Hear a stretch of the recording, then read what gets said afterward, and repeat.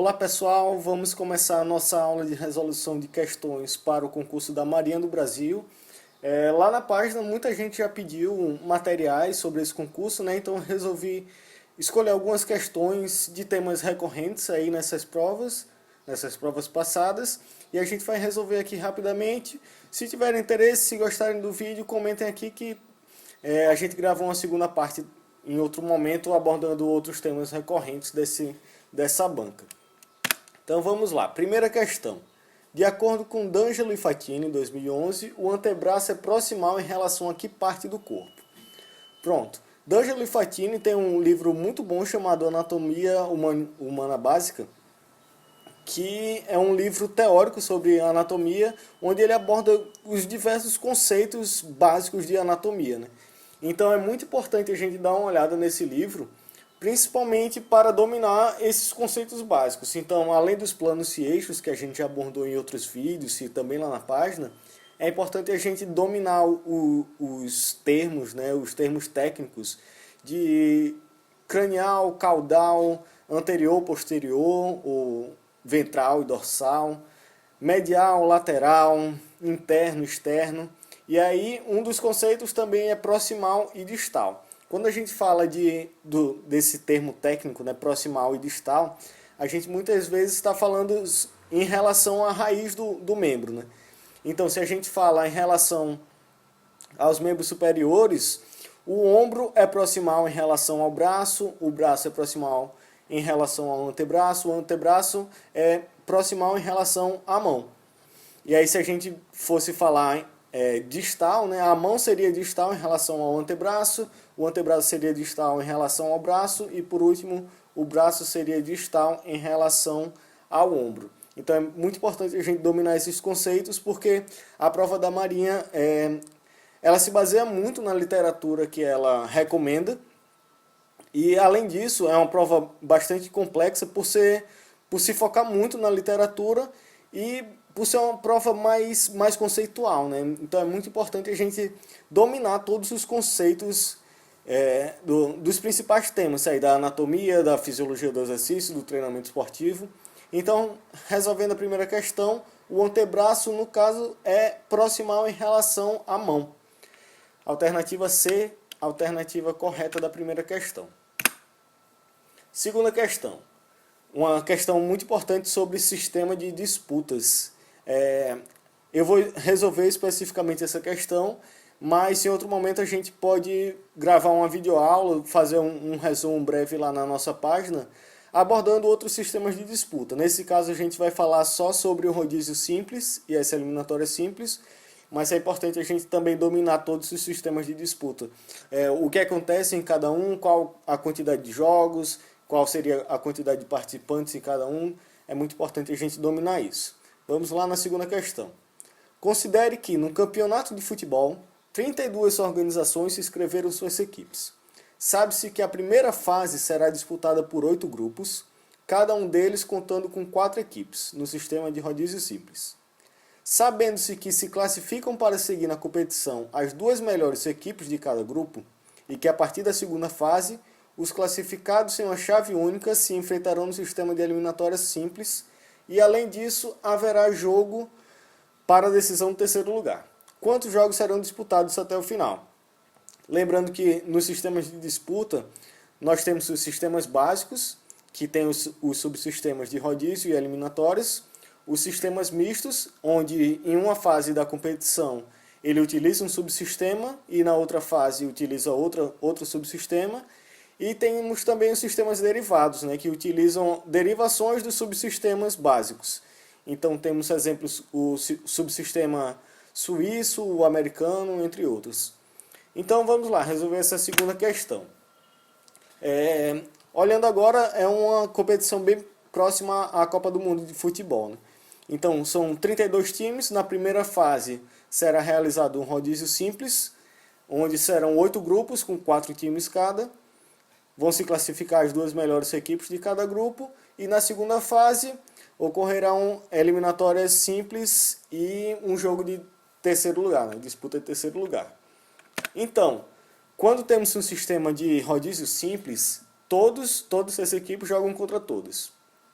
Então, uma formulazinha para a gente saber a quantidade de jogos é o número de jogos, é o número de concorrentes, vezes o número de concorrentes menos 1, tudo isso dividido por 2. Então, por grupo, nós temos 4 times. O total de jogos por grupo seria, então, 4, que é o número de times, vezes 4 menos 1, o número de times menos 1, dividido por 2.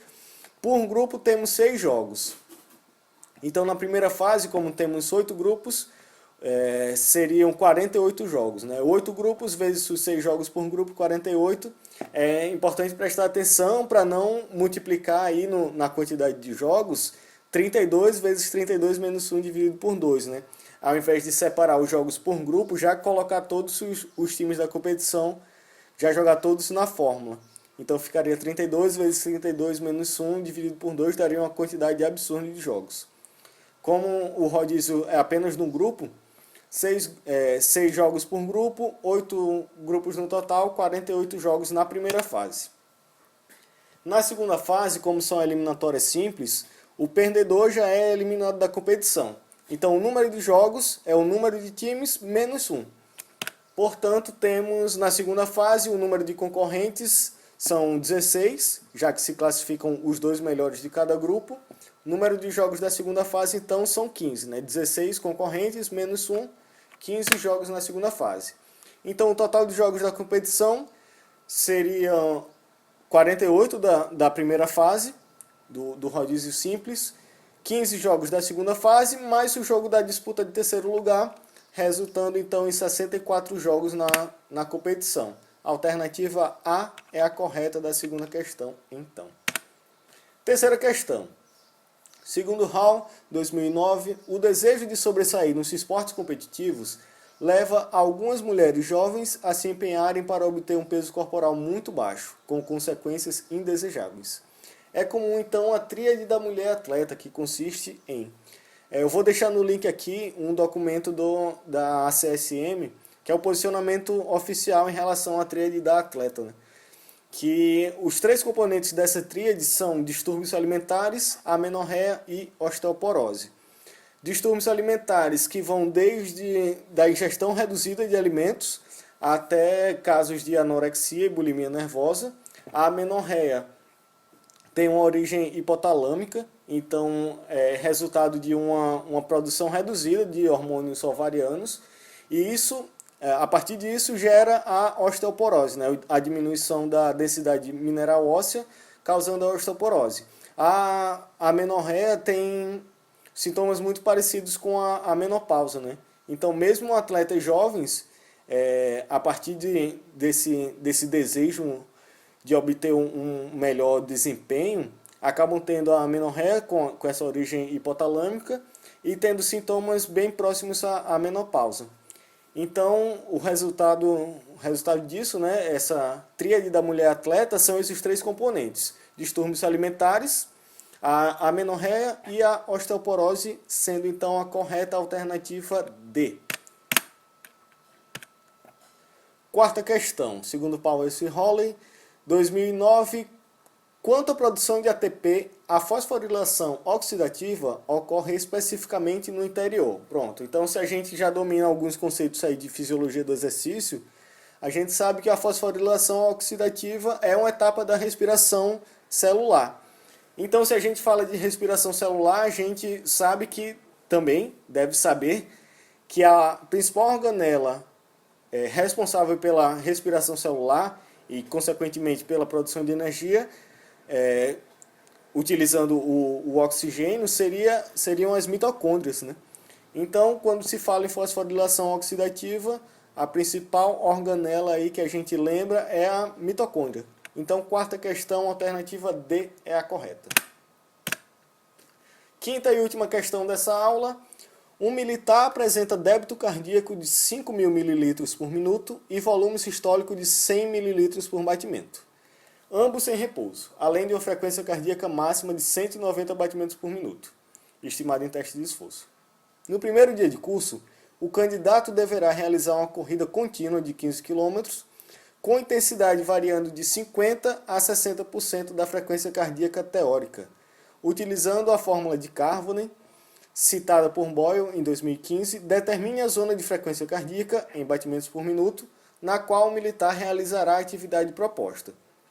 Pronto, quando a gente fala de frequência cardíaca teórica, ou como alguns chamam de frequência cardíaca de treino, a gente usa essa fórmula de Carnot, que é a frequência cardíaca de repouso mais o percentual da intensidade vezes a frequência cardíaca máxima menos a frequência cardíaca de repouso. É muito importante a gente saber essa formulazinha porque é um tema bastante recorrente em concursos de educação física. A questão nos dá alguns dados, né? O débito cardíaco e o volume sistólico em repouso.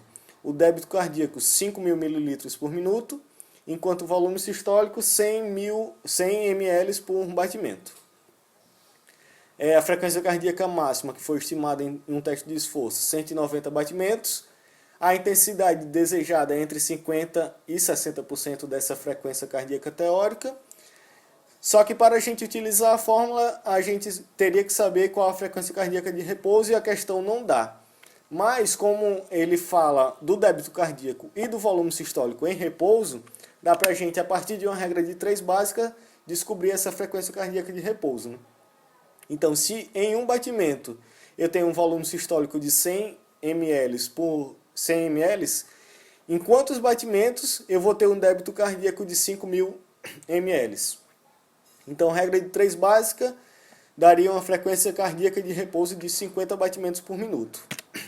Então, quando a gente joga todos esses dados na fórmula, frequência cardíaca de repouso mais o percentual da intensidade vezes a frequência cardíaca máxima menos a frequência cardíaca de repouso, variando a intensidade entre 50% e 60%, teríamos a frequência cardíaca teórica, né, ou a frequência cardíaca de treino, entre 120 e 134 batimentos por minuto.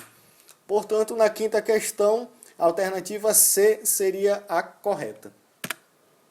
Então, finalizamos essa aula por hoje.